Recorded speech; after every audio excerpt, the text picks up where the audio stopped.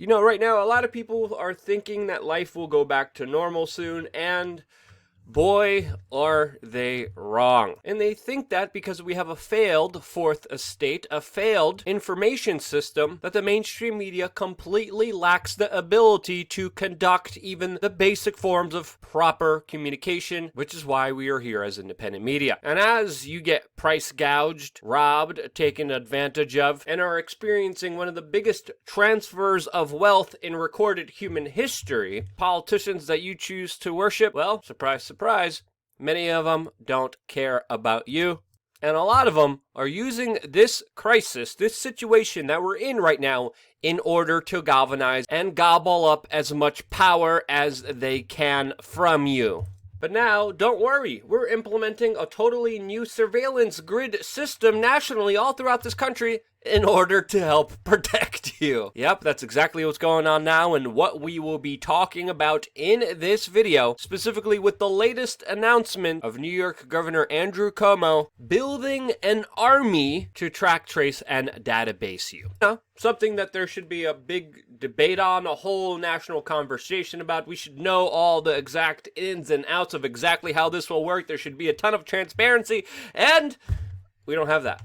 We have the mainstream media trying to divide us amongst sex, amongst race, especially with the latest politicized shooting that sadly a lot of people are using for, again, power. That's essentially where it all comes down to. Also, before we get into it today, I wanted to remind anyone who sponsors us on Subscribestar, Patreon, or even our website that I just uploaded a new video specifically only for you that you could get surrounding urban self-defense and what you could do if you live in a big city and if you can't get a firearm. If you want to access this video through any of these platforms, definitely check out the link down below, since also this is a way that we sustain this independent media organization, since of course we're downranked and fully demonetized by YouTube. Censorship that is becoming more egregious by the day.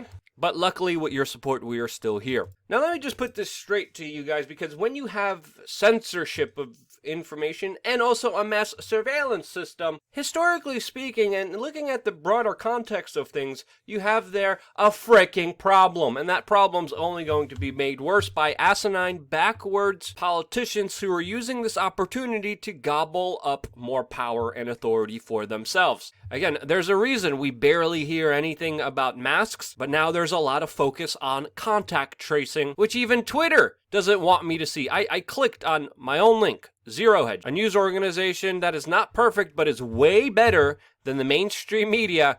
And now it gives me this warning. Anyway, just continuing on. This is a well thought out article in my opinion, because as the conversation is being shaped right now, it is being shaped by bad data. Now, if you're a person in a fear state, obviously from all the uncertainty and craziness that the world is in right now, when someone in authority is going to come down and say, hey, don't worry, we're going to contact trace and watch all of you and every little move you make and all of your medical history for your safety, that person in a fear state is more likely to accept this authority's offer, since of course they are in an emotional state. But we have to pull back that emotional state and look at the information provided here, since of course contact tracing at this point with millions, and according to some data, many more people affected by this sickness than previously known before, it is absolutely pointless to trace them in order to stop this, since already millions of people have this. Contact tracing is good during the very beginning outbreak, so you could see where patient 0 originated to find out where all of this came from and to try to stop the spread of this. But at this point, with so many people having this, you really have to start asking yourself, what is this really about? Since of course this won't stop the sickness. And I'm sorry, but I'm not going to trust the same government officials that told me that there's nothing to worry about here, told me everything was contained, told me not to wear masks, now they're telling me to wear masks, now they're not even bringing that point up at all. Not a lot of people are, which makes you wonder, gee, what's going on here? I definitely don't trust the government officials that failed with their initial response to this. And when you look at countries that have successfully defeated this sickness, places like Austria that had a huge emphasis on masks, so of course did many of these countries, especially where it was socially acceptable to wear masks, you could see this thing totally being defeated. But when you compare countries that don't implement masks, where it's not culturally acceptable to wear them, you see a totally different line graph that is not that optimistic, to say the least. Now, of course, there's many factors that have to be considered about the country's response. Masks are one of them, and before you get your panties in all a bunch and start freaking out about these being signs of tyranny and slavery, that's, again, your own kind of twisted interpretation of them. When I was in Hong Kong, a place that, by the way, socially, it's acceptable to wear masks. It's a place where a lot of people have worn masks before this entire crazy situation. They've been able to wipe out influenzas, but that's another story. But for the people in Hong Kong, a mask is a sign of resistance and privacy against the totalitarian Chinese state. And how you see masks is based on your own interpretation. But in my opinion, looking at some of the data, it is well worth a try compared to, of course, contact tracing, which should be avoided at all costs, especially in this stage of this sickness. Now, there's still, again, a lot of different factors here, but in my opinion, it is worth trying. Again, I think there's a reason why many politicians and governments aren't even talking about it, and especially this should be considered if you want freedom, since, of course, countries that handle this situation best are experiencing less disturbance in their life, and of course also a lot more freedom. But now we have to ask ourselves, why contact tracing? Something that China didn't implement. Why a so-called army, which again might be the appropriate term to use here, but still a very unsettling one. Why is Michael Bloomberg, as of even April 22nd, committing $10 million to this? And that's nothing compared to the 17,000 people that will be hired in order to do this contact tracing, which of course will cost the city a lot more than just $10 million.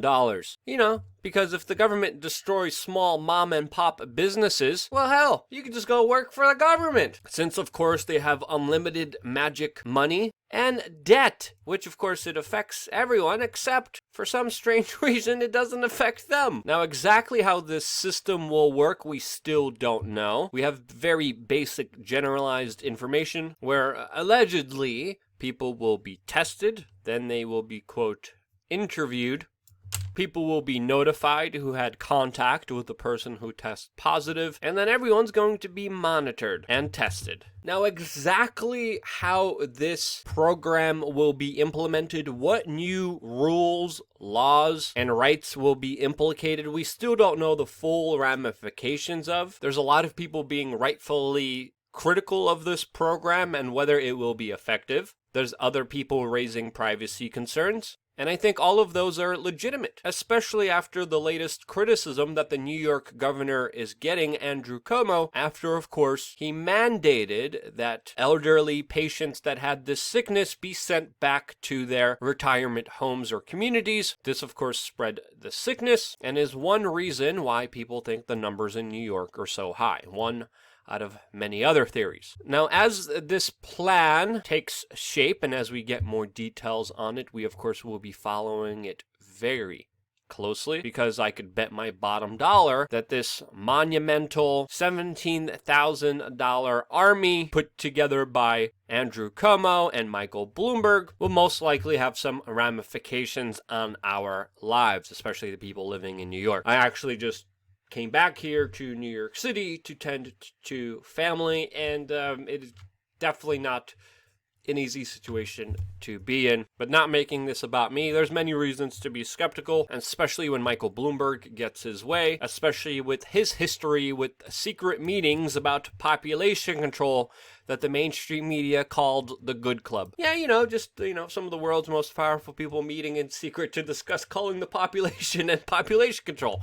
Nothing to worry about here. And yet again, I would urge caution, skepticism, since of course we're in a very unpredictable, uncertain situation that many people just keep getting wrong a lot of the times. That's why I've been saying, hey, we don't know the exact situation, since of course we're getting different bits of information left and right. The latest bit of conflicting information is that in Wisconsin, 72 people have tested positive for this sickness after attending a large gathering, which many people point to the protest that happened there, which I wish these medical officials would ask if they actually went to the protest, but they generally asked if people were at a large gathering. While on the complete other side of this story, we have information coming from the governor of New York that 66% of new patients were people that stayed at home. There's new data from Harvard that is analyzing deaths from this sickness, which they see a correlation with air pollution as a predicator of it. We have Dr. Fauci even coming out warning about how a vaccination could actually enhance the negative effects of this infection. In Tanzania, tests are coming back positive for fruit and cars. So yeah, I think it's safe to say that